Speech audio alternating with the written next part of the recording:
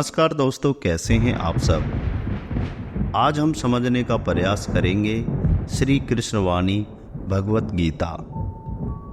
अगर हम सोचें कि भगवत गीता सिर्फ एक पुस्तक है या समझे एक ग्रंथ है, तो ऐसा बिल्कुल नहीं है दोस्तों। श्री भगवत गीता स्वयं श्री कृष्ण है। वह श्री कृष्ण संपूर्ण जगत गुरु हैं, जिन्होंने प्रत्येक प्राणियों को जीवन जीने का रास्ता दिखाया। वैसे तो हमारे प्रभु समय समय पर अपनी लीलाएं करते रहते हैं।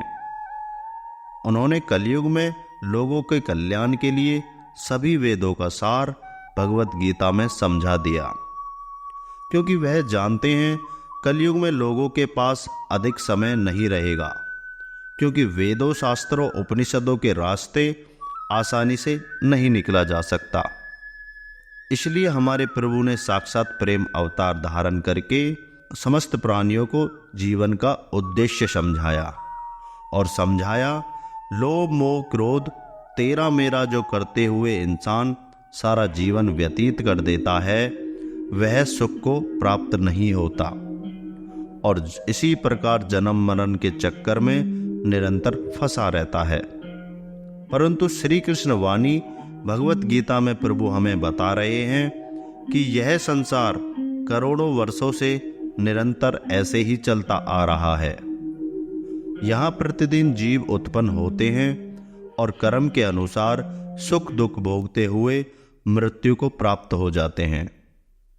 लेकिन जो मेरी शरण में आ जाता है, मैं उसे सुख दुख, लोभ मोह क्रोध सभी वासनाओं से मुक्त कर देता हूँ और वह प्रेम प्रदान करता हूँ जो मनुष्य कल्पना भी नहीं कर सकता, क्योंकि प्रेम ही वह वस्तु है जिसे हमारे प्रभु चाहते हैं। दोस्तों, श्री भगवत गीता समझने से पहले हमें यह समझना जरूरी है कि महाभारत युद्ध में जिन वीरों ने भाग लिया था, वह निमित्त मात्र थे। बहुत से लोग कहते हैं कि अर्जुन न होता तो यह युद्ध नहीं होता, भीष्म पितामह न होते तो यह युद्ध नहीं होता, द्रौपदी का चीरहरण नहीं होता तो शायद यह युद्ध रुक जाता। और भी बहुत सी कल्पनाएं लोग अपने अपने अनुसार करते हैं, लेकिन गहराई से देखने का प्रयास करें तो महाभारत युद्ध में सब ने अपना अपना किरदार निभाया। यानी पहले एक योजना बनाई, योजना के अनुसार सभी ने अपने अपने रोल निभाए, जिसमें सभी के कर्म दर्शाए गए।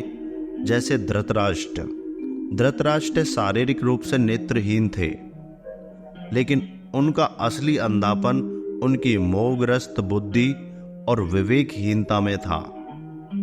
उन्होंने धर्म को समझते हुए भी अपने पुत्र दुर्योधन के अधर्म में साथ दिया। महाभारत जैसे विनाशक युद्ध का जो कारण बना, जिससे हमें एक संदेश मिला, अगर हम मोह लोभ और पछताप के कारण सत्य नहीं देख पाते तो हम धृतराष्ट्र की भांति आंतरिक रूप से अंधे हैं।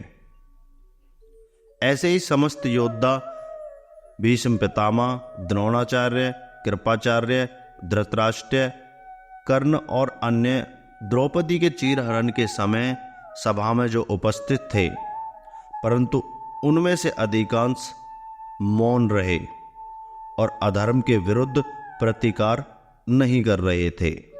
जिससे हमें महत्वपूर्ण संदेश यह मिला, किसी निर्दोष के साथ अन्याय हो रहा हो तब चुप रह जाना भी उतना ही पाप है जितना अन्याय करना।